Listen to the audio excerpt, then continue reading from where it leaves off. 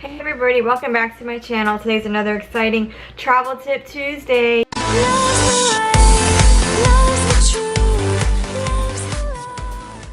Yay! So this is just going to be a really easy travel tip.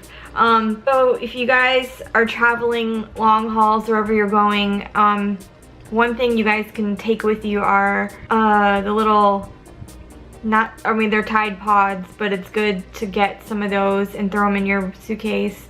So in case you have to do like laundry and stuff, you can do laundry and then hang up your clothes in your hotel room or just hang them up somewhere to dry.